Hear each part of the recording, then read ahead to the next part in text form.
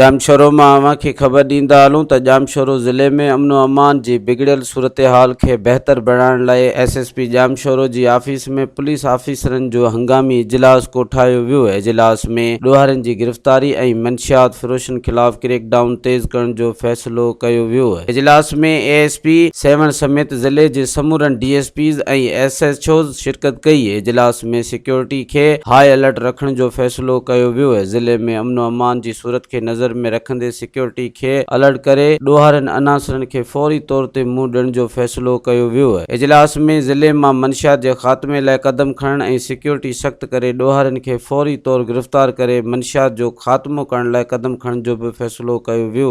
SSP पारां हिदायत कई वई आहे त पुलिस फौरी तौर ते कार्रवाई करे मंशियात फ़रोशनि ख़िलाफ़ क्रैकडाउन शुरू करे। SSP समूरनि ऑफिसरनि खे चिता ॾिनो आहे त ॾोहारनि ख़िलाफ़ कार्रवाई न कंदड़ पुलिस एहलकार तोड़े ऑफिसरनि खे घर मोकिलियो वेंदो। Soomro 3D wallpaper and PVC panel shop दे रहा है सबसे अच्छी सर्विस, बेहतरीन क्वालिटी के आला मयार वॉलपेपर और सीलिंग खूबसूरत डिजाइन और कलर्स में दस्तयाब है। हर किस्म के PVC वॉलपेपर्स और सीलिंग लगवाने के लिए हमसे राब्ता करें।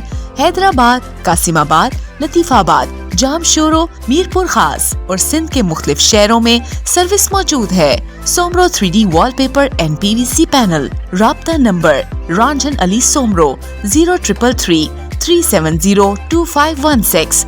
व्हाट्सएप 0333 370 7886।